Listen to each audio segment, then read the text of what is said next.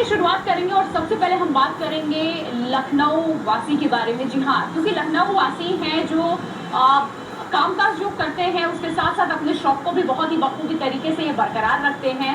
और इसी कड़ी में आज हम आपको एक ऐसे अधिकारी से मुलाकात करवाएंगे जो अपनी जिम्मेदारियों के साथ साथ नौकरी के साथ साथ अपने शौक को बरकरार रखा है। उन्होंने कहते हैं अगर इंसान नौकरी पेशे में आ जाए तो फिर नौकरी का ही होकर रह जाता है, बाकी जो चीजें हैं वो सेकेंडरी हो जाती हैं और प्रायोरिटी सिर्फ और सिर्फ नौकरी ही हो जाती है। लेकिन इनके साथ ऐसा बिल्कुल नहीं है। हालांकि सरकारी नौकरी करते हैं ये, उसके बावजूद भी लेखनी का जो इनका शौक है वो शौक आज भी इन्होंने बरकरार रखा है। कई ऐसी पुस्तकें लिखी हैं जो काफी लोकप्रिय हुई हैं। देखिए हमारे सहयोगी रजत सिन्हा की रिपोर्ट, कौन है शख्सियत। आमतौर पर ऐसा माना जाता है कि नौकरी में आने के बाद व्यक्ति नौकरी का ही होकर रह जाता है, लेकिन लखनऊ में ऐसे प्रतिभावान लोगों की कमी नहीं है जो नौकरी करते हुए अलग अलग क्षेत्रों में अपना नाम रोशन कर रहे हैं। जी हाँ, मैं आज बात कर रहा हूँ मंडल वाणिज्य प्रबंधक अमिताभ कुमार की, जो एक अच्छे लेखक हैं और जिनकी कई किताबें अब तक प्रकाशित हो चुकी हैं। सबसे पहला सवाल तो अमिताभ जी आपसे यही होगा कि नौकरी में आने के बाद आखिर इस प्रतिभा की तरफ रुझान कैसे गया कि आप एक लेखक भी हो सकें। नौकरी से आने से पहले भी मैं थोड़ा बहुत कविता लिखता था, लेकिन वो विधा मेरी कविता की थी।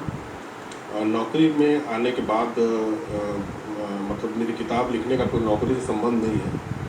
मुझे किताबें लिखने हैं, मुझे लगा कि हमको जो हमारी भावनाएं हैं या जो हमारे विचार हैं या जो समाज में हो रहा है उसको हमको लिपिबद्ध करना चाहिए। किन विषयों पर केंद्रित रहती है, किन विषयों पर आप लिखते हैं? ये विषय सामाजिक विषय जो समाज में पहले हो चुका होता है या वर्तमान समाज में जो हो रहा होता है, ये उसी के बारे में होता है।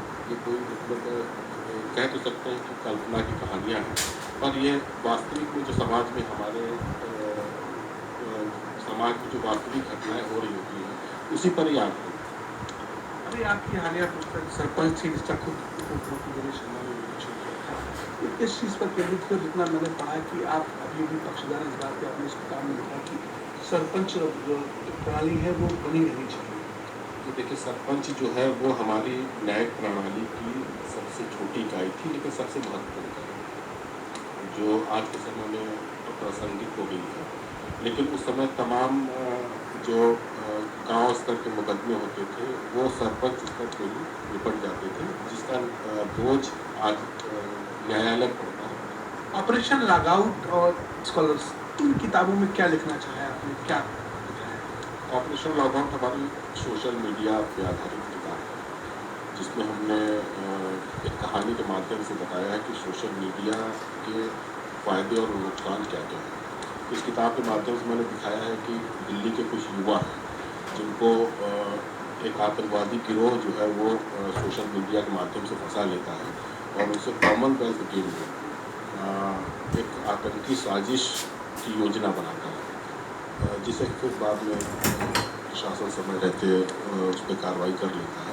लेकिन उसका दूसरा पक्ष भी है, सोशल मीडिया का आजकल बड़ा अच्छा उपयोग हो रहा है, सामाजिक जागरूकता के लिए हो रहा है और सूचना प्रौद्योगिकी में सोशल मीडिया का बहुत बड़ा योगदान है। अभी आप हालिया में कौन सी पुस्तक लिख रहे हैं, उसका जल्दी प्रकाशन होने वाला और उसका विषय क्या है? मैं इस समय मेरी पुस्तक रेनबो इन वाइट जो इंग्लिश में किताब है,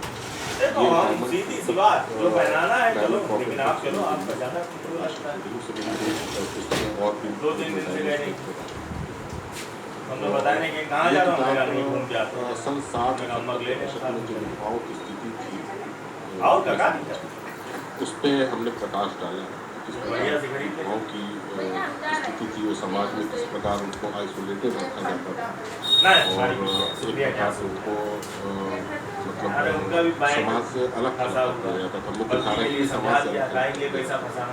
ये थे उत्तर रेलवे लखनऊ के मंडल वाणिज्य प्रबंधक जो न केवल सामाजिक मुद्दों पर लिखते रहे हैं बल्कि वो आधुनिक संचार का युग है, आधुनिक संचार युग है, जो सोशल मीडिया इस पर भी लिख करके युवाओं को सचेत करते रहते हैं। समय के लिए लखनऊ से कैमरामैन रजनीश कुमार के साथ रजत सिन्हा। राम मंदिर का मुद्दा